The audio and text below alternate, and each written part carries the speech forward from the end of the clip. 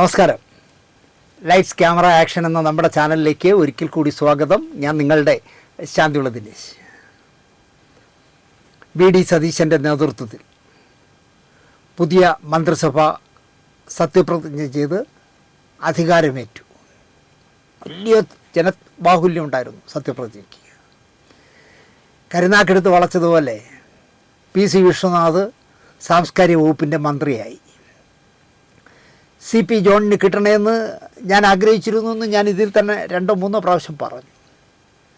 CP John തനിക്ക് സാംസ്കാരികം കൂടി കിട്ടിയാൽ കൊള്ളാമെന്ന് പറഞ്ഞതുമില്ല, പറഞ്ഞാൽ കൊടുക്കണമെന്നുമില്ല. ഉമ്മൻചാണ്ടി മന്ത്രിസഭാ കാലത്ത് തിരുവനന്തപുരത്ത് ഫിലിം ഫെസ്റ്റിവലിൽ സ്ഥിരമായി വിശ്വനാഥ് പങ്കെടുക്കുമായിരുന്നു. ഒരിക്കൽ കൃഷ്ണപ്രസാദ് എന്ന നടൻ ഗണേശനോട് എന്നെപ്പറ്റി നുണ പറയുമ്പോൾ PC വിശ്വനാഥ് അടുത്ത് നിന്ന് ചിരിച്ചുകൊണ്ട് നിന്നു.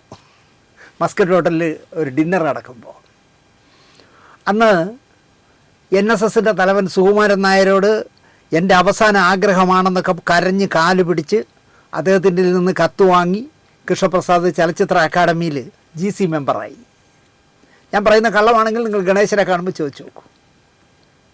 രാവിലെ ഒരു കാറും വാങ്ങി, ഫെസ്റ്റിവലിൽ ഉള്ള ഒരു കാറും വാങ്ങി കൃഷ്ണപ്രസാദ് കറങ്ങാൻ പോകും. അല്ല സിനിമ കാണാനൊന്നും അല്ലല്ലോ. സിനിമ നല്ല സിനിമയായിട്ടൊന്നും യാതൊരു ബന്ധവുമില്ലല്ലോ. കാരണം ഈ 5 വർഷത്തിന് ശേഷം പിന്നെ ഞാൻ കൃഷ്ണപ്രസാദിനെ ഫിലിം ഫെസ്റ്റിവലിനെ കണ്ടിട്ടേ ഇല്ല. നിവൃത്തികേടുകൊണ്ട് അന്ന് അക്കാദമി ഉദ്യോഗസ്ഥയായിരുന്ന സജിത മഠത്തിൽ കൃഷ്ണപ്രസാദിനോട് ഒരു സജഷൻ പറഞ്ഞു. രാവിലെ കൃഷ്ണപ്രസാദ് കാറെടുത്ത് പൊയ്ക്കോളൂ, എവിടെയാണോ ഇറങ്ങേണ്ടത് അവിടെ ഇറങ്ങിയിട്ട് ആ കാറ് മടക്കി അയക്കണം. തിരികെ നിങ്ങളുടെ അവിടുത്തെ കാര്യങ്ങൾ കഴിഞ്ഞിട്ട് എപ്പോൾ കാറ് വേണമെന്ന് വിളിച്ച് പറഞ്ഞാലും ഞാൻ കാർ അയച്ചു തരാം.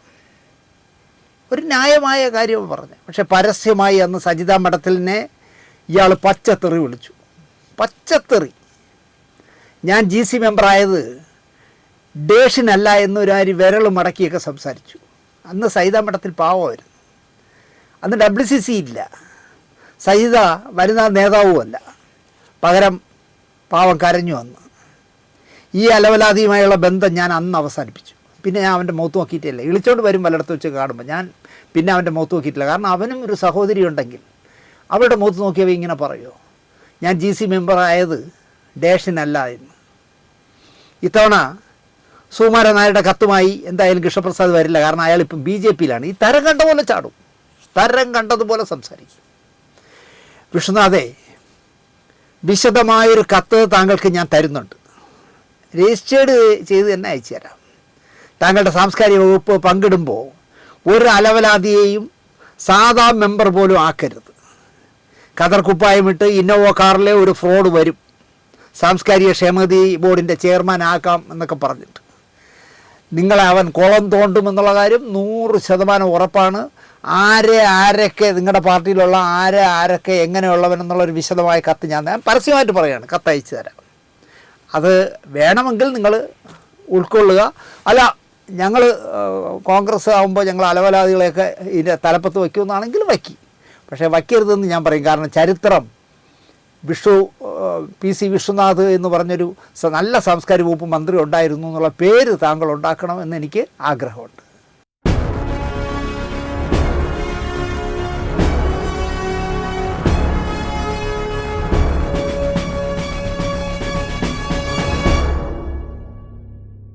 നമസ്കാരം. രസകരമായ ഒരു കഥയാണ് പറയുന്നത്. 1964 ഫെബ്രുവരി 22 M. കൃഷ്ണൻ നായർ സാർ സംവിധാനം ചെയ്ത കുട്ടിക്കുപ്പായം തിയേറ്ററിലെത്തിയത്. ഈ സിനിമയുടെ ചരിത്രം പറയുമ്പോൾ വേണമെങ്കിൽ ഫിലോമിന ചേച്ചി അഭിനയിച്ച ആദ്യത്തെ സിനിമ എന്ന് പറയാം. നസീർ സാറും മധു സാറും ഷീലാമ്മയും നിലമ്പൂർ ഐഷയും പഴയ നായികയായ അംബിക സുകുമാരനും ബഹദൂറും ഭാസിയും ഒക്കെ അടങ്ങിയ ഒരു നല്ല വലിയ പടമായിരുന്നു കുട്ടിക്കുപ്പായം. മൊയ്തു പടിയത്ത്, നോവലിസ്റ്റ് മൊയ്തു പടിയത്ത് തിരക്കഥ എഴുതിയ സിനിമയാണ്. അദ്ദേഹത്തിൻ്റെ കണ്ണീർ പന്തൽ എന്ന് പറഞ്ഞ നോവലാണ് കുട്ടിക്കുപ്പായം ആയത്. MS ബാബുരാജും P. ഭാസ്കരനുമായിരുന്നു സംഗീത വിഭാഗം കൈകാര്യം ചെയ്തത്. ഇന്നെൻ്റെ കരളിലെ പൊന്മണി പാടത്തൊരു പുന്നാര പനന്തത്ത പറന്നു വന്നു എന്നുള്ള പാട്ടും കല്യാണ രാത്രിയിൽ കള്ളിമാർ തോഴിമാർ നുള്ളി എന്ന് പറയുന്നൊരു പാട്ടും, ഒരു കൊട്ട പൊന്നാണല്ലോ മിന്നുണ്ടല്ലോ മേനി നിറയെ എന്ന് പറയുന്ന പാട്ട്, പൊൻവളയില്ലെങ്കിലും പൊന്നാടയില്ലെങ്കിലും പൊന്നിൻകുടം എൻ്റെ പൊന്നിൻകുടം എന്നുള്ള പാട്ട്, പുള്ളിമാനല്ല മയിലല്ല മധുര കരിമ്പല്ല എന്നുള്ള പാട്ട്, വെളുക്കുമ്പോൾ കുളിക്കുവാൻ പോകുന്ന വഴിവെക്കിൽ വേലിക്കൽ നിന്നവനെ എന്നുള്ള പാട്ട്, വിരുന്ന് വരും 10-ാം മാസത്തിൽ എന്നുള്ള പാട്ട്, പൊട്ടിച്ചിരിക്കാൻ മോഹമുണ്ടെങ്കിലും പൊട്ടിക്കരയിക്കും ജീവിതം എന്ന പാട്ട്, ഉമ്മയ്ക്കും ബാപ്പായ്ക്കും 1000 ഉമ്മ കൊണ്ടിങ്ങി വരുമല്ലോ എന്നുള്ള പാട്ട്. ഇങ്ങനെ 11 പാട്ടുകൾ ഈ പറയുന്ന കുട്ടിക്കുപ്പായത്തിൽ ഉണ്ടായിരുന്നു. മുസ്ലിം പശ്ചാത്തലത്തിലെ സിനിമയായിരുന്നു കുട്ടിക്കുപ്പായം.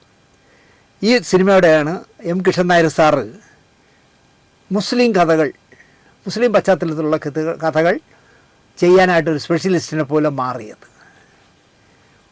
കൃഷ്ണൻ നായരെ 1,00,000 രൂപയ്ക്ക് ഈ പടം തീർത്തു തരണം എന്നാണ് ഇതിൻ്റെ നിർമ്മാതാവായ ടി വാസുദേവൻ സാർ കൃഷ്ണൻ നായർ സാറിനോട് പറഞ്ഞത്. 1,00,000 രൂപയ്ക്ക് തീർത്തു തരണം. എത്ര ലക്ഷം രൂപ ഈ പടം വാരിയെന്ന് പറയാനാവില്ല. ഞാൻ കാശ് മുടക്കുന്ന സിനിമയിൽ ഞാനായിരിക്കും അവസാന വാക്ക് എന്ന് ഉറപ്പിച്ച ആളായിരുന്നു ടി വാസുദേവൻ സാർ.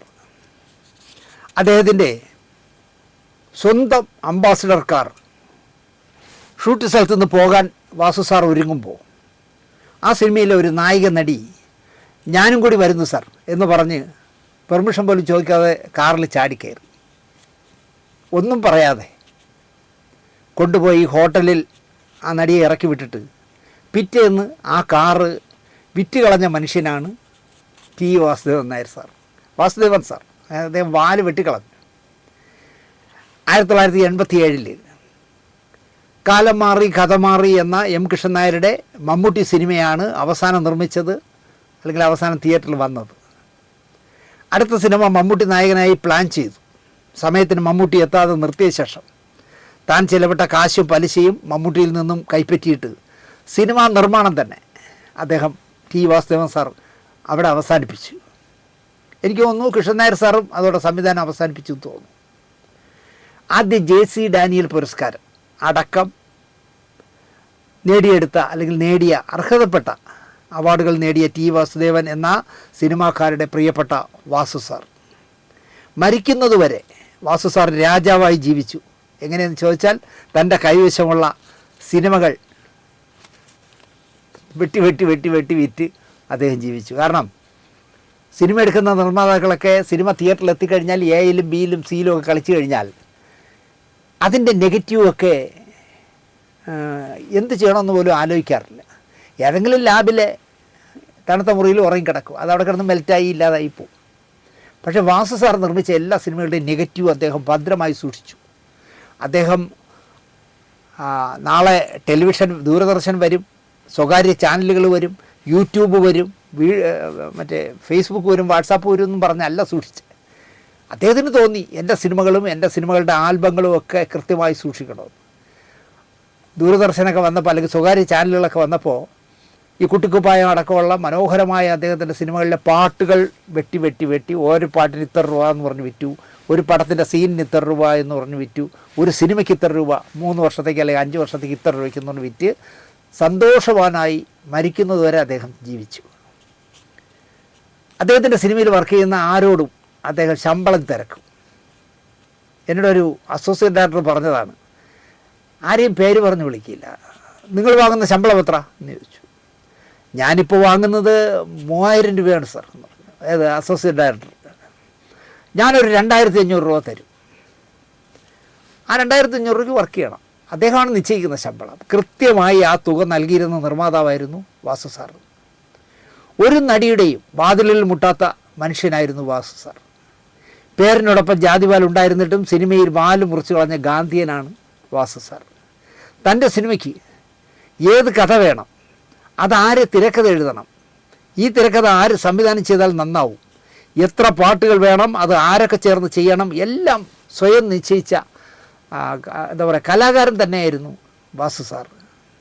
ഒരാളും ടി വാസുദേവൻ സാറ് പൈസ തരാതെ പറ്റിച്ചു എന്ന് പറയാൻ അദ്ദേഹം ഇടം കൊടുത്തിട്ടേ ഇല്ല. ഒരു നടിയും കൂടെ കിടക്കാൻ വിളിച്ചു എന്ന പരാതിയും പറഞ്ഞിട്ടില്ല.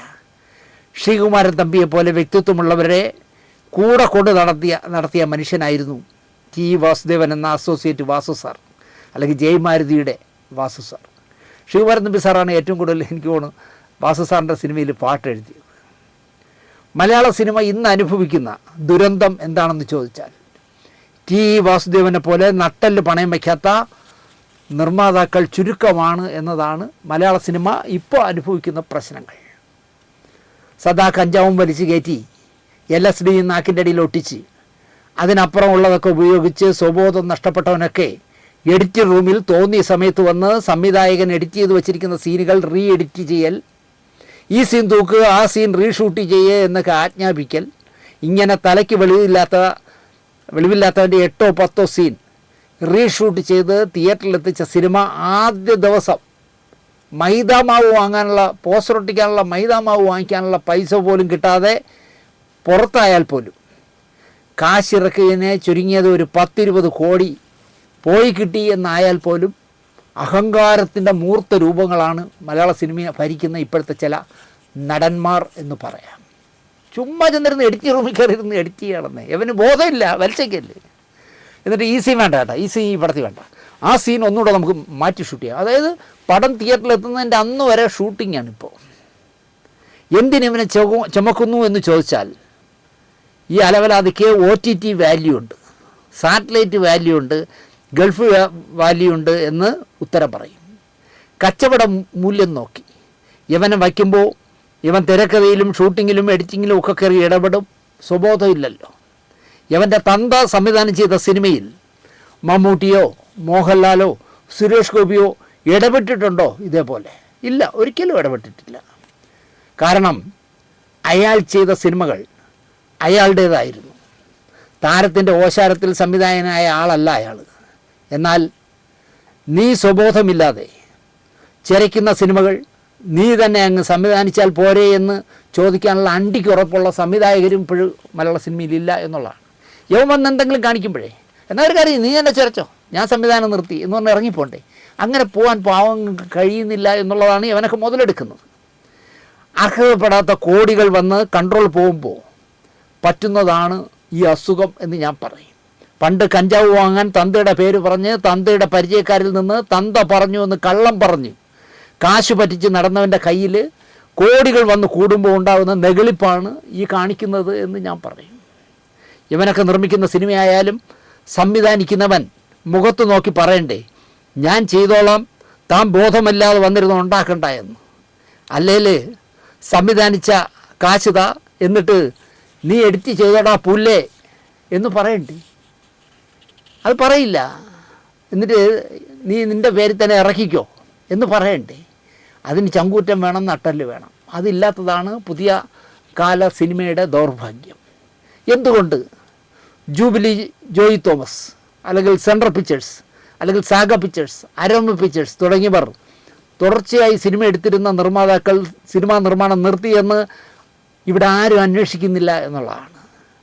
ന്യൂഡൽഹി അടക്കം നിറക്കൂട്ടടക്കം സൂപ്പർ ഹിറ്റ് സിനിമകൾ നൽകിയ ജോയി തോമസ് മറ്റ് മേഖലകളിലേക്ക് പോയത് സിനിമാ നിർമ്മാണം ഗാംബ്ലിങ്ങായി മാറിപ്പോയതിനാലാണ്, താരങ്ങൾ ഭരിക്കുന്നതിനാലാണ്.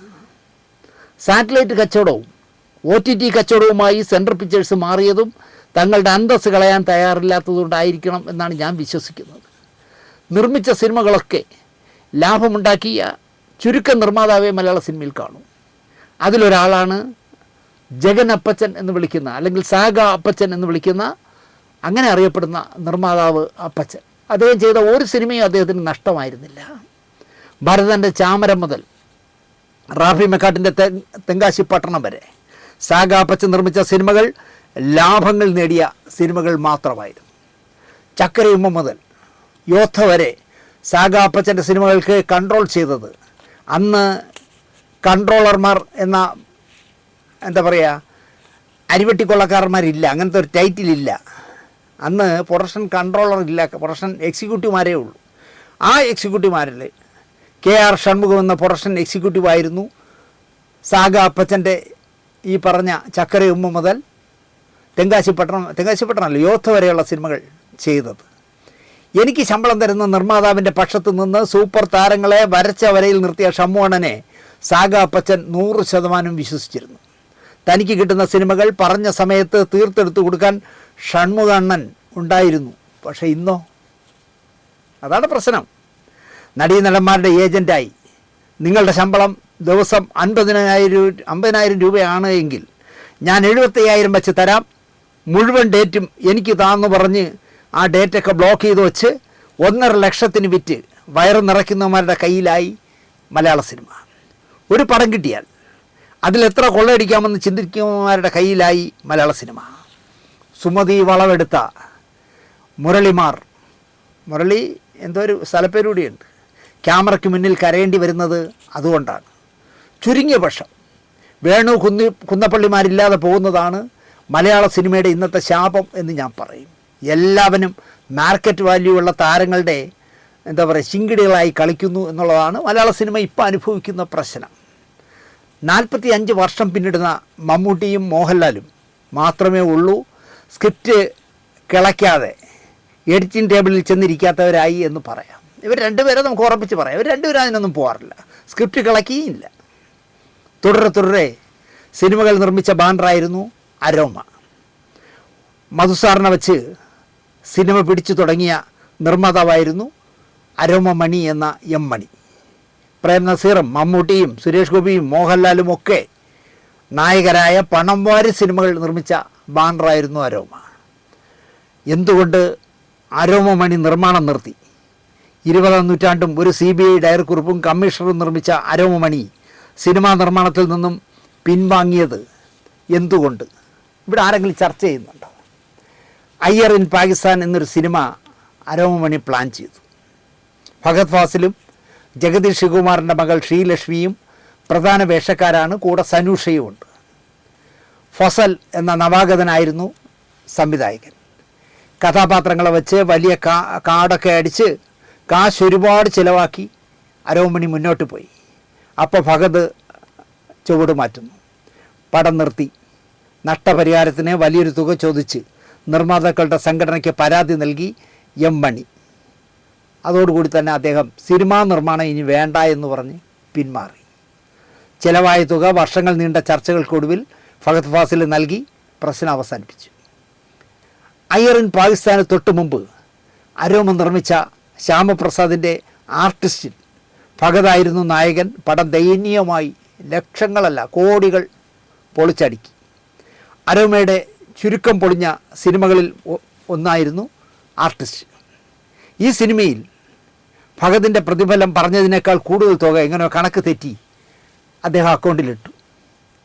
ആ അധിക തുക അയ്യരുടെ അഡ്വാൻസ് ആക്കിയതും ഒക്കെയാണ് പിന്മാറുന്നതിൽ കാരണങ്ങളിൽ ചിലത് എന്ന് പറയുന്നു. എന്തായാലും അരോമ മണി സിനിമാ നിർമ്മാണം അവസാനിപ്പിച്ചു. അതോടെ ഫഹദ് ഫാസിലിന് ഒരു നഷ്ടവുമില്ല. മലയാള സിനിമാ നിർമ്മാണ മേഖലയിൽ ഒരു നിർമ്മാതാവിനെ നഷ്ടപ്പെട്ടു എന്ന് മാത്രം. സൂപ്പർ ഹിറ്റായ തെങ്കാശി പട്ടണത്തോടെ സാഗ അപ്പച്ചൻ സിനിമാ നിർമ്മാണം ഉപേക്ഷിച്ച് ഫ്ലാറ്റ് നിർമ്മാതാവായി മാറി. നഷ്ടം മലയാള സിനിമയ്ക്ക് എന്ന് ഞാൻ പറയും. സോമയാജുലു, നിങ്ങൾക്കറിയില്ല, ശങ്കരാഭരണത്തിൽ നായകനായിരുന്ന സോമയാജുലു അഭിനയിച്ച സോപാനവും യോദ്ധയും ഉൾപ്പെടെ നല്ല സിനിമകളെടുത്ത സാഗ പിക്ചേഴ്സ് പിന്മാറിയതിനെക്കുറിച്ച് ആരും ചർച്ച ചെയ്തില്ല. മലയാള സിനിമയ്ക്കാണ് അതിൽ നഷ്ടം വന്നതെന്നും ആരും ചിന്തിച്ചില്ല. സിനിമ നിർമ്മാതാവിൻ്റെ കയ്യിൽ നിന്നും പോകുന്ന കാഴ്ച അപ്പച്ചനെ പോലെ ഒരു നിർമ്മാതാവിനെ സങ്കല്പിക്കാനാവില്ല. സ്വരം നന്നായിരുന്നപ്പോൾ അദ്ദേഹം പാട്ട് നിർത്തി. ശങ്കരാഭരണത്തിലൂടെ ഇന്ത്യ മുഴുവൻ ശ്രദ്ധേയനായ സോമയാജുലു ഒരു IAS-കാരനാണ് എന്ന് ഞാൻ പറയണ്ടല്ലോ. ജയരാജ് സാഗ പിക്ചേഴ്സിന് വേണ്ടി സംവിധാനം ചെയ്യുന്ന സോപാനത്തിന് സോമയാജുലുവിനെ വേണം. ഈ IAS-കാരൻ ഒരു IAS പട്ടം ഉള്ളതിനാലും മലയാളം വഴങ്ങില്ല എന്ന കാരണത്താലും തെലുങ്ക് സിനിമ തന്നെ ധാരാളം ഓഫർ ഉള്ളതിനാലും മലയാളത്തിൽ പ്രതിഫലം കുറവായതിനാലും ഒക്കെ സോമയാജുലു സോപാനത്തിന് വരാൻ ഒരു സാധ്യതയും ഇല്ല. അത് ആദ്യം മനസ്സിലാക്കിയതും അപ്പച്ചൻ തന്നെ. എങ്ങനെയും അഡ്വാൻസ് കൊടുത്ത് ഒപ്പിച്ചിട്ടേ വരാവൂ എന്ന് KR ഷൺമുഖത്തോട് സാഗ അപ്പച്ചൻ ശട്ടം കെട്ടി വിട്ടു. ഞാൻ ഏറ്റു എന്ന ചിരിയോടെ ഷൺമുഖണ്ണൻ സോമയാജുലുവിനെ തപ്പി ഹൈദരാബാദിലേക്ക് പോയി. 5-10 ലക്ഷമോ ഒന്നും മലയാള സിനിമയ്ക്ക് നൽകാനാവില്ല. 2 ലക്ഷമാണ് നമ്മൾ ഇട്ടിരിക്കുന്ന ബഡ്ജറ്റ്. 2.5-3 ആയാലും വിടണ്ട, പിടിച്ചോണം എന്നാണ് സാഗ അപ്പച്ചൻ ഷമ്മൂണനോട് പറഞ്ഞത്. നമ്മൾ ഇട്ടിരിക്കുന്ന ബഡ്ജറ്റ് 2 ലക്ഷം രൂപയാണ് ആ ക്യാരക്ടറിന്. അതിപ്പോൾ അയാൾ അതിലൊന്നും വീഴുന്നില്ലെങ്കിൽ ഒരു 2.5 ലക്ഷം കൊടുക്കുക, അതിലും വീഴുന്നില്ലെങ്കിൽ ഒരു 3 വരെ ആകാം എന്ന് പറഞ്ഞാണ് പറഞ്ഞു വിട്ടത്. 1994 സോപാനം. അപ്പോൾ 32 വർഷം മുമ്പാണ് ഈ എമൗണ്ട്. വിജയശ്രീ ലാളിതനായി KR ഷൺമുഖം മടങ്ങിയെത്തി. നേരത്തെ പറഞ്ഞ തടസ്സങ്ങളൊക്കെ സോമയാജുലു ഷമ്മൂണനോട് പറഞ്ഞു. നിർമ്മാതാവിൻ്റെയും സംവിധായകൻ്റെയും ബയോഡേറ്റയൊക്കെ പറഞ്ഞ്, കഥയിൽ സോമയാജുലു ചെയ്യേണ്ട ശ്രീനിവാസ ഷേണായിയുടെ മഹത്വമൊക്കെ പറഞ്ഞ് അദ്ദേഹത്തെ ശരിക്കും പറഞ്ഞാൽ ഷമ്മൂണൻ വീഴ്ത്തി. അഡ്വാൻസ് കൊടുത്തുവിട്ട 1 ലക്ഷത്തിൽ നിന്ന് പകുതി നൽകി 1.5 ലക്ഷം രൂപയ്ക്ക് പ്രതിഫലം ഉറപ്പിച്ചാണ് ഷമ്മൂണൻ മടങ്ങിയത്. 1 ലക്ഷം രൂപ അഡ്വാൻസ് കൊടുത്തയച്ച് അതിൽ 50,000 രൂപ കൊടുത്തു. എന്നിട്ട് 2 ലക്ഷമാണ് നമ്മളെ ബഡ്ജറ്റ്, 2.5-3 ആകാമെന്ന് പറഞ്ഞു വിട്ട ഷമ്മൂണൻ 1.5 ലക്ഷം രൂപയ്ക്ക് സോമയാജുലുവിനെ സോപാനത്തിലേക്ക് ഫിക്സ് ചെയ്തു. ഇന്നാണെങ്കിൽ 5 ലക്ഷം തരാം, ഞാൻ 10 ലക്ഷത്തിന് മറുകച്ചവടം അടിക്കുമെന്ന് പറഞ്ഞ് സോമയാജുലുവിൻ്റെ ഫുൾ ഡേറ്റ് ബ്ലോക്ക് ചെയ്ത് വിറ്റ് സിനിമ പിടിക്കുക. കൺട്രോളർ അല്ലെങ്കിൽ സിനിമ പിടിക്കും കൺട്രോളർ, അല്ലെങ്കിൽ സോമയാജുലുവിൻ്റെ കയ്യിൽ നിന്ന് വീട് വയ്ക്കാൻ ഒരു 10 ലക്ഷം രൂപ കടം വാങ്ങിക്കും. ചോദിച്ചാൽ നിന്നെ സോമയാജുലു എടാ നിന്നെ ഔട്ടാക്കി കളയും എന്ന് ഭീഷണിപ്പെടുത്തും. അതാണ് ഇപ്പോഴത്തെ മലയാള സിനിമയുടെ അവസ്ഥ. എൻ്റെ സുഹൃത്തായ ഫ്രാൻസിസ് ഡി മാവേലിക്കര നാടകരംഗത്തെ സൂപ്പർ സ്റ്റാറാണല്ലോ. അപ്പോൾ അയാളുടെ വീടിൻ്റെ തൊട്ടടുത്ത് ഒരു ഗൾഫിൽ ബിസിനസ് നടത്തുന്ന ഒരു അഹമ്മദ് എന്ന് പറഞ്ഞ ഒരാളുണ്ട്. ഞാൻ അണ്ണൻ എന്നാണ് വിളിക്കുന്നത്, അഹമ്മദ് അണ്ണൻ. ഒരു തിരക്കഥാകൃത്താക്കി സിനിമയിലേക്ക് ഫ്രാൻസിസ് ഡി മാവേലിക്കരയ്ക്ക് ഒരു വഴി തുറന്നു കൊടുക്കണമെന്ന് അഹമ്മദ് അണ്ണന് തോന്നി. അപ്പോൾ ചർച്ചകൾ പലതും നടന്നു. ഫ്രാൻസിസ് എഴുതിയ ഒരു നാടകം, ആ കാലത്ത് സൂപ്പർ ഹിറ്റായ ഒരു നാടകം ഉണ്ടായിരുന്നു, ഭാഗപത്രം. ആ ഭാഗപത്രം എടുത്ത് നമുക്ക് സിനിമയാക്കാം എന്ന് തീരുമാനിച്ചു. അങ്ങനെ ആ ഭാഗപത്രമാണ് വെണ്ടർ ഡാനിയൽ സ്റ്റേറ്റ് ലൈസൻസി എന്ന സിനിമയായത്. ഞാനായിരുന്നു അസോസിയേറ്റ് ഡയറക്ടർ. ഈ സിനിമ നടക്കുന്ന സമയത്ത് ഷമി തിലകനെ നായകനാക്കി കേശു നായർ മകൻ കണ്ണൻ നായർ എന്നൊരു പടം തുടങ്ങി. വെണ്ടർ ഡാനിയൽ ഷൊർണൂറിൽ തുടങ്ങിയതിനാൽ തിലകനെ കേശു നായർ മകൻ കണ്ണൻ നായരിൽ കിട്ടാനായിട്ട് ആ ക്രൂ വന്ന് ഒറ്റപ്പാലത്ത് ചിത്രീകരണം വെച്ചു. എന്നോട് തിലകൻ ചേട്ടൻ ഡേറ്റുകൾ പരമാവധി അഡ്ജസ്റ്റ് ചെയ്യണം, എൻ്റെ സീനുകൾ ടൈറ്റായി ചാർട്ട് ചെയ്യണം, പരമാവധി നേരത്തെ വിട്ടാൽ രാത്രി കേശു നായരുടെ ലൊക്കേഷനിൽ പോയി ചെയ്യാം എന്നൊക്കെ പറഞ്ഞു. എനിക്ക് കഴിയാവുന്ന തരത്തിൽ, ഷൂട്ടിങ്ങിനെ ബാധിക്കാത്ത തരത്തിൽ ഞാൻ അതൊക്കെ ചാർട്ട് ചെയ്ത് കൊടുത്തു. തിരക്കുള്ള ജഗതിയുടെ സോമൻ പിള്ള എന്നുള്ള ക്യാരക്ടർ തിലകൻ്റെ ഡാനിയലിനോടൊപ്പം ഈ സിനിമയിൽ സദാ വേണം. ജഗതി ഒന്ന് ഫ്രീ ആയാൽ, ഒരു 3 മണിക്കൂർ ജഗതി ഒന്ന് ഫ്രീ ആയാൽ തപ്പിക്കൊണ്ട് പോകാൻ എറണാകുളത്ത് നിന്നും കോഴിക്കോട്ട് നിന്നും തലസ്ഥാനത്ത് നിന്നും കാറുകളും എക്സിക്യൂട്ടീവുമാരും കാത്തു കിടക്കുകയാണ് ലൊക്കേഷനിൽ. പരമാവധി ഒരു 7-7:30 മണിയാവുമ്പോൾ തിലകൻ ചേട്ടനെ ഞാൻ ഒഴിവാക്കും. മേക്കപ്പ് അഴിക്കാതെ ഒറ്റപ്പാലത്തേക്ക് തിലകൻ ചേട്ടൻ അപ്പം തന്നെ പോവും. വെളുക്കും വരെ അവിടെ അഭിനയിക്കും. 1-2 മണിക്കൂർ ഉറങ്ങിയ ശേഷം പിറ്റേന്ന് വീണ്ടും വെണ്ടർ ഡാനിയലിൻ്റെ സെറ്റിൽ വരും. പിന്നെ വരുന്നത് ലേറ്റായി തുടങ്ങി. സെറ്റിൽ ചുമ്മാ എല്ലാവരോടും ചൂടായി തുടങ്ങി. ഞാനൊരു മനുഷ്യനാണ്, കുറച്ച് വിശ്രമവും ഉറക്കവും എനിക്കും വേണ്ടേ എന്നൊക്കെയായി.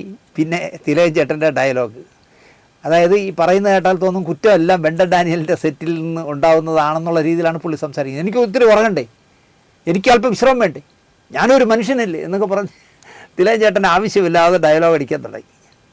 ആരോ നിർമ്മാതാവിനോട് അഹമ്മദ് അണ്ണനോട് ഇക്കാര്യങ്ങൾ നുണ കൂടി ചേർത്ത് പറഞ്ഞു കൊടുത്തു.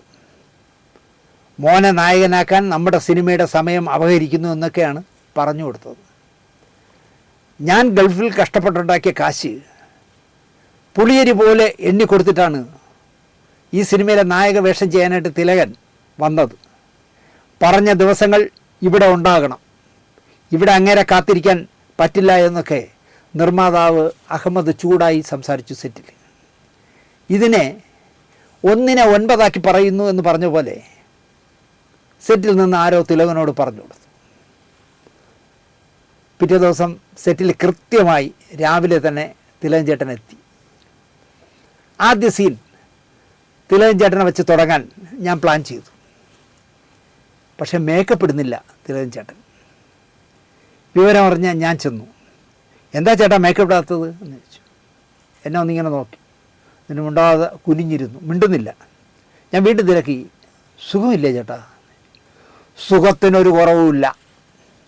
പിന്നെ മേക്കപ്പ് ഇടും, നമുക്ക് രാവിലെ തുടങ്ങാം, നേരത്തെ തീർക്കുകയും ചെയ്യാമല്ലോ. എനിക്ക് ധൃതിയില്ല. അതായത് എന്നെ എത്രയും പെട്ടെന്ന് ഷൂട്ട് ചെയ്ത് വിടണമെന്ന് പറഞ്ഞാൽ മനുഷ്യൻ പറയണം എനിക്ക് ധൃതിയില്ല. ഞാൻ മുഖത്ത് മേക്കപ്പ് ഇടണമെങ്കിൽ നിങ്ങളുടെ പ്രൊഡ്യൂസർ എൻ്റെ മുന്നിൽ വരണം. എന്തിനാ, എന്താ പ്രശ്നം എന്നായി ഞാൻ. നിങ്ങളുടെ മുന്നിൽ വെച്ച് ഞാനത് നിർമ്മാതാവിനോട് പറയാം, ഇപ്പം പറയുന്നില്ല. അന്ന് മൊബൈൽ വന്നിട്ടില്ലാത്ത കാലമാണ്. എനിക്ക് തോന്നുന്നു പേജർ വന്നിട്ടുണ്ടെന്ന് തോന്നുന്നു. അഹമ്മദ് അണ്ണനെ അന്വേഷിച്ചപ്പോൾ അദ്ദേഹം തൃശ്ശൂരിലെവിടെ പോയിരിക്കുകയാണ്, കാശെടുക്കാനോ കാശ് മറിക്കാനോ എന്തിനോ പോയിരിക്കുകയാണ്. പുള്ളി വരട്ടെ എന്ന് തീരുമാനിച്ച് തിലകൻ ചേട്ടൻ ഇല്ലാത്ത ഒരു സീൻ ഞാൻ പ്ലാൻ ചെയ്തു. പെട്ടെന്ന് സുധീഷും കബീർ പൊന്നമ്മയോ അതോ ജഗതിയും കബീർ പൊന്നമ്മയോ അങ്ങനെ എന്തോ ഒരു സീന് ഞാൻ പ്ലാൻ ചെയ്തു, ഷൂട്ട് ചെയ്തു. അപ്പോൾ ആദ്യത്തെ സീൻ കഴിഞ്ഞു, ബ്രേക്ക് ചെയ്തു കാപ്പി കുടിക്കാനായിട്ട്. ബ്രേക്ക് ആകുമ്പോൾ ജനറേറ്റർ ഓഫ് ചെയ്ത് ഇടുമല്ലോ. നിർമ്മാതാവ് അഹമ്മദ് അണ്ണൻ വന്നപ്പോൾ ഷൂട്ടിംഗ് നടക്കുന്നില്ല. തിലകൻ പറ്റിച്ചിരിക്കും എന്നാണ് അദ്ദേഹം കരുതിയത്. നടന്ന സംഭവം അഹമ്മദിനോട് സംവിധായകൻ ധരിപ്പിച്ചു. ബാലുഗിരിത്താണ് സംവിധായകൻ. ഞാനും അഹമ്മദും കൂടി തിലകൻ്റെ മുന്നിലേക്ക് ചെന്നു. കടന്നൽ കൂട് കുത്തിപ്പൊട്ടിച്ച മാതിരി ഇരിക്കുകയാണ് തിലകൻ ചേട്ടൻ. വളരെ കൂളായിട്ട് അഹമ്മദ് ചോദിച്ചു, എന്താ എന്നെ അന്വേഷിച്ചത് എന്ന് ചോദിച്ചു. ഇരിക്കൂ. വേണ്ട, ഞാൻ കുറേ ഇരുന്നിട്ടാണ് വന്നതെന്നായി അഹമ്മദ്. മറുപടി പറയാതെ തിലകൻ ചേട്ടന് വേണ്ടിയിട്ടു. തിലകനെ പറ്റി പലരും പലതും പറയും, ഞാനത് കാര്യമാക്കാറില്ല. എൻ്റെ ശരികളിലൂടെ ഞാൻ ജീവിക്കും. അപ്പോൾ ഒന്ന് പറഞ്ഞത് അഹമ്മദ് ചോദിച്ചു, അതിനെന്താന്നോ, പുളുങ്കുരു പോലെ നിങ്ങൾ എണ്ണി തന്ന കാശ് വാങ്ങിയിട്ട് ഞാൻ നിങ്ങളുടെ സെറ്റിൻ്റെ ഹാർമണി നശിപ്പിച്ചു അല്ലേ? കുറേയൊക്കെ നശിപ്പിച്ചു. ഫുൾ ടൈം ഞാനിവിടെ ഉള്ളതല്ലേ, ഞാൻ കാണുന്നതല്ലേ. ഈ മറുപടി തിലകനൊട്ടും പ്രതീക്ഷിച്ചില്ല. അങ്ങനെയൊന്നും തിലകൻ ചേട്ടൻ ഇവിടെ അങ്ങനെയൊന്നും ചെയ്തിട്ടില്ല എന്ന് പറയുമെന്ന് വിചാരിച്ചു. അഹമ്മദ് സത്യസന്ധമായി പറഞ്ഞു, ചിലതൊക്കെ നിങ്ങളിവിടെ കാണിക്കുന്നത് ഞാൻ കണ്ടിട്ടുണ്ട്, ഞാൻ ഈ ഫുൾ ടൈം സെറ്റിലുള്ളതല്ലേ എന്ന് ചോദിച്ചു. ഇങ്ങനത്തെ ഒരു മറുപടി കേട്ടതും തിലകൻ ചേട്ടൻ കണ്ണു തുറച്ചൊന്ന് നോക്കി. എന്നാൽ ഞാൻ കാരണം നിങ്ങൾ നഷ്ടങ്ങൾ നേരിടണ്ട, ഞാൻ ഈ പ്രോജക്റ്റ് ഉപേക്ഷിക്കുന്നു. ഇതുവരെ നിങ്ങൾ ചിലവാക്കിയത് എത്ര തുകയാണോ അത് ഞാൻ തരാം എന്നായി തിലകൻ ചേട്ടൻ. അപ്പോഴും തിലകൻ ചേട്ടൻ അബദ്ധമാണ് പറ്റിയത്. എത്ര രൂപ നിങ്ങൾ ചിലവാക്കിയോ അത്രയും കാശ് ഞാൻ തന്നേക്കാം, ഞാൻ ഈ പ്രോജക്റ്റ് വിടുകയാണ് എന്ന് പറഞ്ഞു. കൂളായിട്ട് അഹമ്മദ് അണ്ണൻ പറഞ്ഞു, അതിനെന്താ, അങ്ങനെ ആവട്ടെ. സിനിമ എടുത്ത് എനിക്ക് ജീവിക്കണ്ട, എൻ്റെ ഒരു പയ്യനൊരു തിരക്കഥ എഴുതാൻ വേണ്ടിയാണ് ഞാൻ ഈ സിനിമ എടുത്തത്. എനിക്ക് സിനിമ എടുത്ത് ജീവിക്കേണ്ട ആവശ്യമില്ല. എൻ്റെ നാട്ടുകാരനായ ഒരു കലാകാരന് വേണ്ടി ഒരു സിനിമ എടുക്കാൻ ഇറങ്ങിയതാണ്. ഇതുവരെ ചിലവിട്ട കണക്ക് ഞാനങ്ങ് തന്നേക്കാം, താങ്കൾ ഈ പടം എടുത്തോളൂ എന്നായി അഹമ്മദ്. ഒരിക്കലും തിലകൻ ചേട്ടൻ അത് പ്രതീക്ഷിച്ചില്ല. 12 വർഷം കാത്തിരുന്നിട്ട് കിട്ടിയ സിനിമ പാതി വഴിക്ക് നിന്നു പോകുന്ന അവസ്ഥ സംവിധായകൻ ബാലുഗിരിത്തിൻ്റെ മുഖത്ത് കാണാം. ബാലുചേട്ടൻ എന്നോട് പ്രശ്നത്തിൽ ഇടപെടാൻ പറഞ്ഞു. ഞാനിങ്ങനെ ബാലുചേട്ടൻ അതിൻ്റെ സംവിധായകനെ ഇടപെടാൻ പറഞ്ഞു എന്നൊക്കെ പറയുമ്പോൾ ചില വിവരദോഷികൾ ജെ.സി. സാറിൻ്റെ വകയിലൊരു ബന്ധു എന്ന് പറഞ്ഞ് ജെ.സി. സാറിൻ്റെ അസിസ്റ്റൻ്റ് ആകാൻ 1 or 2 പടത്തിൽ കൊണ്ടുപോയിട്ട് ഒരു ചുക്കിനും കൊള്ളാത്തതുകൊണ്ട് കട്ട് ചെയ്ത് കളഞ്ഞ ഒരുത്തുണ്ട്. അപ്പോൾ സങ്കീർത്തനം പോലെയില്ല അസിസ്റ്റൻ്റ് ഡയറക്ടർ ആവാനായിട്ട് ഇവൻ വീണ്ടും ജെ.സി. സാറിനെ കാണാൻ വന്നപ്പോൾ അതെല്ലാം ആളൊക്കെ ആയിപ്പോയി എന്നൊക്കെ പറഞ്ഞ് ഇവൻ എൻ്റെ അടുത്തുനിന്ന് സങ്കടം പറഞ്ഞു. ഞാൻ നേരെ ജേസി സാറിൻ്റെ അടുത്ത് നിന്ന്, സാറേ അയാളും കൂടെ നിന്നോട്ടെ എന്ന്. വേണ്ട ദിനേശേ, ഒരു ചുക്കിനും ചുണ്ണാമ്പിനും കൊള്ളില്ല, വെറുതെ കണ്ണടയും വെച്ച് ബുദ്ധിജീവിയായിട്ട് നടക്കുകയാണ്, വേണ്ട. അവന് വേണ്ടി ഞാൻ സംസാരിച്ചതാണ്. അവൻ ഈ അടുത്ത കാലത്ത് പറഞ്ഞിരിക്കുകയാണ്, ശിവകുമാർ എന്ന ബിഗ് ഷോട്ട് പറഞ്ഞു കൊടുക്കാൻ ദിനേശാര ഓരോ സംവിധായകരെ കുറിച്ചു അതൊക്കെ ദിനേശ് തള്ളുന്നതാണെന്നൊക്കെ പറഞ്ഞിരിക്കുന്നു. നിങ്ങൾ ആ ബാലുഗിരുത്ത് തിരുവനന്തപുരത്ത് ജീവിച്ചിരിപ്പുണ്ടല്ലോ, നിങ്ങൾ ചോദിച്ചു നോക്കൂ. ഞാൻ തള്ളയൊന്നുമില്ല, ഞാൻ കൃത്യമായും സത്യസന്ധമായും സംസാരിക്കും. അപ്പോൾ ബാലുചേട്ടൻ എന്നോട് പറഞ്ഞു പ്രശ്നത്തിൽ ഇടപെടാൻ. എല്ലാവരെയും പുറത്താക്കി ഞാൻ തിലകൻ ചേട്ടനും മാത്രം റൂമിൽ ഞാൻ സംസാരിച്ചു. പ്രശ്നങ്ങൾ അവിടെ അവസാനിപ്പിച്ചു. തിലകൻ ചേട്ടൻ മേക്കപ്പ് ഇടാനായിപ്പോയി. എങ്ങനെ തിലകനെ ഒതുക്കിയെന്ന് സംവിധായകനും നിർമ്മാതാവിനും പ്രൊഡക്ഷൻ കൺട്രോളറായ ആൽവിൻ ആൻ്റണിയും എന്നോട് തിരക്കി. ആ രഹസ്യം ഞാൻ അവർക്കാർക്കും പറഞ്ഞു കൊടുത്തില്ല, എങ്ങനെ തിലകൻ ചേട്ടനെ ഒതുക്കിയെന്ന്. എന്നാൽ ഞാനിപ്പോൾ ഇതാ ക്യാമറയുടെ മുന്നിൽ ആദ്യമായി ആ രഹസ്യം പറയുന്നു. ഞാൻ പറഞ്ഞു, തിലകൻ ചേട്ടാ, സത്യനും കൊട്ടാരക്കരയും ശിവാജി ഗണേശനും തിലകൻ്റെ മുന്നിൽ ഒന്നുമല്ല എന്ന് നാഴികയ്ക്ക് 40 വട്ടം പറയുന്ന ആളാണ് ഈ നിർമ്മാതാവ് അഹമ്മദ്. നല്ലൊരു ആരാധകനെ ചേട്ടൻ നശിപ്പിച്ചല്ലോ എന്ന ഒറ്റ ചോദ്യത്തിൽ തിലകൻ ചേട്ടൻ വീടു. ശരി, നമുക്ക് തുടങ്ങാമെന്നായി തിലകൻ ചേട്ടൻ. സത്യത്തിലാണ് അദ്ദേഹം ഒരു പാവം മനുഷ്യനാണ്. അയാൾ ഈ മസിൽ പിടിച്ചിങ്ങനെ നടക്കും, ഭയങ്കര കൃത്രിമ ഗൗരവം കാണിച്ച് ഇപ്പോൾ പുലിയെ പോലെയൊക്കെ നടക്കും. സത്യത്തിലാണ് ഒരു സാധു മനുഷ്യനെ എങ്ങനെയും നമുക്ക് പറ്റിക്കാം. അല്ലെങ്കിൽ ആലോചിച്ച് നോക്കൂ, സത്യഭാഷനേക്കാളും കൊട്ടാരക്കരേക്കാളും ശിവാജി ഗണേശനേക്കാളും 100 ഇരട്ടി നടനല്ലേ തിലകനെന്ന് പറഞ്ഞ് നിങ്ങൾ ആരാധിച്ച് നടക്കുന്ന ആളാണ് ഈ വെണ്ട ഡാനിയൻ്റെ പ്രൊഡ്യൂസർ. വെറുതെ ഒരു നല്ല ആരാധകനെ നിങ്ങൾ നശിപ്പിച്ചില്ലേ എന്ന് ചോദിച്ചിട്ട് വേറെ ആലോചനയൊന്നും ഇല്ല. അപ്പോൾ തന്നെ പറയണം, ശരി നമുക്ക് മേക്കപ്പ് ഇടാം. ഇതൊക്കെ ഇപ്പോൾ പറയേണ്ടി വന്നത് ഒരു വർത്തമാനകാല മലയാള സിനിമ നിർമ്മാതാവ് കാണിച്ച നല്ല ചങ്കൂറ്റം കണ്ടപ്പോഴാണ്. പൃഥ്വിരാജിൻ്റെ തുടക്കകാലത്ത് സിനിമ നിർമ്മിക്കാനിറങ്ങിയ ആളാണ് ലിസ്റ്റൻ സ്റ്റീഫൻ. ഏതൊക്കെയോ സിനിമകൾ പൃഥ്വിരാജും ലിസ്റ്റനും കൂടി നിർമ്മിക്കുകയും ചെയ്തു. പൃഥ്വിരാജ് നിർമ്മിച്ച ചില സിനിമകൾ ലിസ്റ്റൻ്റെ വിതരണ കമ്പനിയാണ് വിതരണം നടത്തിയത്. ഇന്ന് പൃഥ്വിരാജ് നടൻ എന്ന നിലയിൽ ഒരു പാൻ ഇന്ത്യൻ മുഖമാണ്. നല്ല സൂപ്പർ ഹിറ്റായ 2 സിനിമകൾ, ഒന്ന് പൊളിഞ്ഞെങ്കിലും 2 സിനിമകൾ സൂപ്പർ ഹിറ്റായിട്ട് എമ്പുരാനും ലൂസിഫറും ചെയ്ത സംവിധായകനുമാണ്. ലിസ്റ്റൺ നിർമ്മാതാവും വിതരണക്കാരനും തിയേറ്റർ മുതലാളിയും സിനിമാ സംഘടനകളുടെ നേതാവുമാണ്. അപ്പോൾ 2 പേരും വളർന്നു. ഇവർ 2 പേരും കൂടി ഒരു പുതിയ സിനിമ നിർമ്മിക്കാൻ പദ്ധതിയിട്ടു. അത് പൃഥ്വിരാജിൻ്റെ ഭാര്യയാണ്, സുപ്രിയയാണ് ഒരു പാർട്ണർ, ഒന്ന് ലിസ്റ്റൺ. സന്തോഷ് ട്രോഫി എന്നാണ് സിനിമയുടെ പേര്. ജയ ജയ ജയ ഹേ എന്ന ഒറ്റ സിനിമ മതി ബിപിൻ ദാസ് എന്ന തിരക്കഥാകൃത്തിനെയും സംവിധായകനെയും നമുക്ക് ഓർക്കാൻ. 2024 ഗുരുവായൂർ അമ്പലനടയിലും ബിപിൻ തിരക്കഥ എഴുതി സംവിധാനം ചെയ്ത സിനിമയാണ്. വാഴ 1ഉം 2ഉം തിരക്കഥ എഴുതുകയും നിർമ്മാണ പങ്കാളിയാകുകയും ചെയ്ത ആളുമാണ് ബിപിൻ ദാസ്. 2016 മുത്തുഗൗ ആ സിനിമയാണെന്ന് തോന്നുന്നു ബിപിൻ ദാസിൻ്റെ ആദ്യ സംവിധാന സംരംഭം. എനിക്ക് ഏറ്റവും ഇഷ്ടപ്പെട്ട ബിപിൻ ദാസിൻ്റെ സിനിമ ഏതെന്ന് ചോദിച്ചാൽ ജയ ജയ ജയ ഹേ ആണ്. ഇപ്പം ഞാൻ അതിനിടയിൽ അഭിനയിക്കാൻ പോയപ്പോഴും ടൊവിനോട് ബേസിലിനോട് ഞാനത് പറഞ്ഞു. ലിസ്റ്റൻ സ്റ്റീഫനും പൃഥ്വിരാജും ചേർന്ന് നിർമ്മിക്കുന്ന സിനിമയിൽ സ്വാഭാവികമായും പൃഥ്വിരാജാകുമല്ലോ നായകൻ. സന്തോഷ് ട്രോഫിയിൽ പൃഥ്വി തന്നെ നായകൻ. തിരക്കഥയൊക്കെ പൂർത്തിയാക്കി ചിത്രീകരണം ആരംഭിക്കാൻ റെഡിയായി. പൃഥ്വിരാജ് ഇപ്പോൾ മലയാളത്തിൽ ലഭിക്കുന്ന സ്വീകാര്യത ഇല്ല എങ്കിലും ഒരു പാൻ ഇന്ത്യൻ താരമാണ്. തിരക്കുകളുണ്ടാവുക സ്വാഭാവികം. പല പല കാരണങ്ങൾ പറഞ്ഞ് ചിത്രീകരണം ആരംഭിക്കുന്നത് പൃഥ്വിരാജ് നീട്ടി കൊണ്ടുപോയി. പവൻ വിലയുള്ള സംവിധായകനും തിരക്കഥയുമൊക്കെ ആണല്ലോ ഇപ്പോൾ ബിപിൻ ദാസ്. അകാരണമായി സിനിമാ ചിത്രീകരണം നീണ്ടു പോകുമ്പോൾ നഷ്ടം ബിപിന് മാത്രം.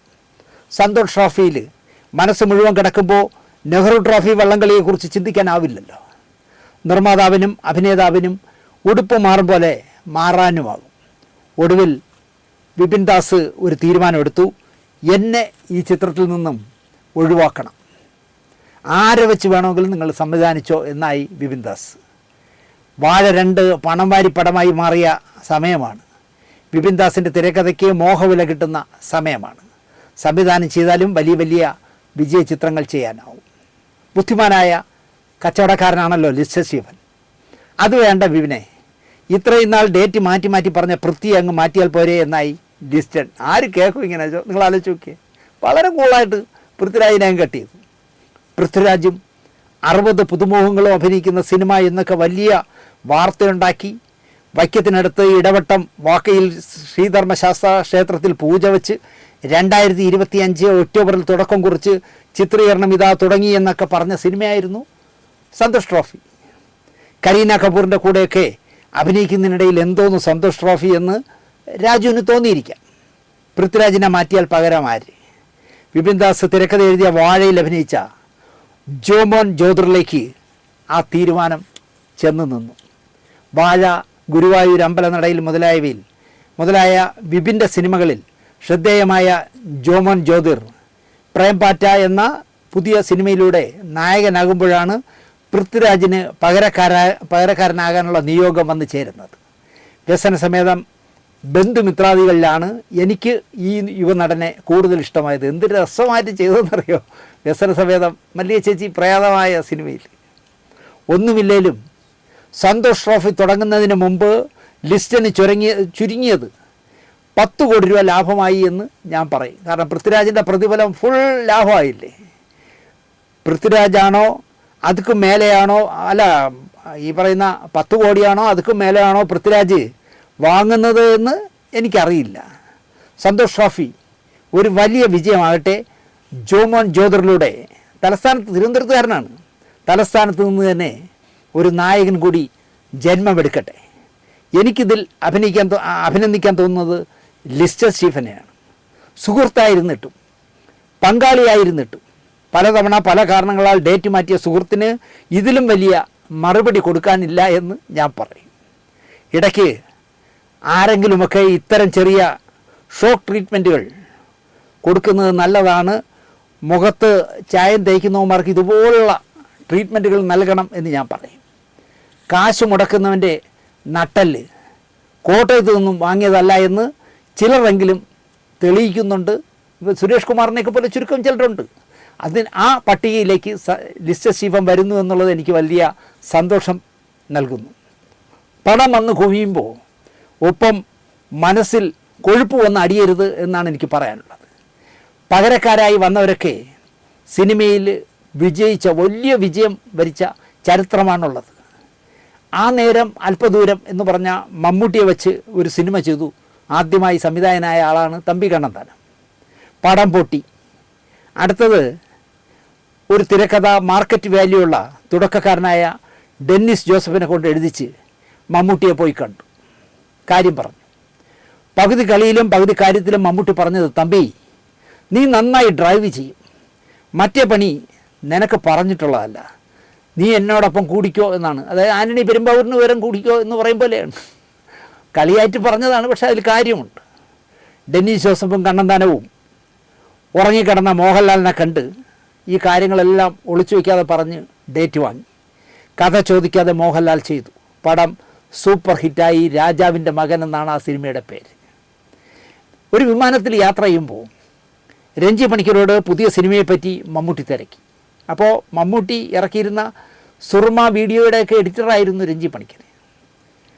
അപ്പോൾ പുതിയ സിനിമ ഇങ്ങനെ തുടങ്ങുന്നു എന്ന് പറഞ്ഞപ്പോൾ ഏതാ പുതിയ സിനിമ എന്നൊക്കെ ചോദിച്ചപ്പോൾ പണിക്കർ ചോദിച്ചു, വരുന്നോ എന്ന് തിരക്കി. KTC ആണ് നിർമ്മാണം. വേഷം ഒരു CBI ഓഫീസറുടെയാണ്. വളരെ കൂളായിട്ട് മമ്മൂട്ടി പറഞ്ഞു, ഞാൻ CBI ഒക്കെ ചെയ്തതല്ലേ, പിള്ളേരെ ആരെങ്കിലും വെച്ച് ചെയ്യാൻ പറഞ്ഞു. ആ വേഷം സുരേഷ് ഗോപിയെ സൂപ്പർ സ്റ്റാറാക്കി. ചിത്രം ഏകലവ്യൻ. ജിത്തു ജോസഫ് തൻ്റെ പ്രിയപ്പെട്ട നടനെ പോയി കണ്ടു, കഥ പറഞ്ഞു. 2 പെൺപിള്ളേരുടെ തന്തയോ എന്നാണ് ആദ്യം തിരിച്ചു ചോദിച്ചത്. ഞാൻ ചെറിയ പ്രായത്തിൽ മോഹൻലാലിൻ്റെ അപ്പനായി പടയോട്ടത്തിൽ അഭിനയിച്ചിട്ടുണ്ട്, ഇപ്പോൾ ആ ത്രില്ലില്ല, വേണ്ട. ഈ കഥ ജിത്തു ജോസഫ് എന്ന് മോഹൻലാലിനോട് പറഞ്ഞു. മോഹൻലാൽ ഒരു പ്രശ്നവുമില്ലാതെ ചെയ്തു. അതാണ് ദൃശ്യം. ഉറപ്പായും സന്തോഷ് ട്രോഫി എല്ലാ അർത്ഥത്തിലും ലിസ്റ്റൺ അടിച്ച് നേടും എന്ന് ഞാൻ വിശ്വസിക്കുന്നു. ജോമോൻ ജ്യോതിർ ഒരു വലിയ താരവുമായി മാറും. ആ ക്രെഡിറ്റ് ലിസ്റ്റിന് 60%. ഞാനിത് സംവിധാനം ചെയ്യുന്നില്ല, നിങ്ങൾ ഇഷ്ടമുള്ളവനെ വെച്ച് ചേർച്ചോ എന്ന് പറഞ്ഞ് മാറിപ്പോകാൻ ശ്രമിച്ച വിപിൻ ദാസിന് 40% അവകാശപ്പെടാം. സന്തോഷ് ട്രോഫി ഒരു വലിയ വിജയമായി മാറട്ടെ എന്ന് അഡ്വാൻസായിട്ട് പ്രാർത്ഥിച്ചുകൊണ്ട് ഈ എപ്പിസോഡ് ഇവിടെ അവസാനിപ്പിക്കുന്നു. നന്ദി, നമസ്കാരം.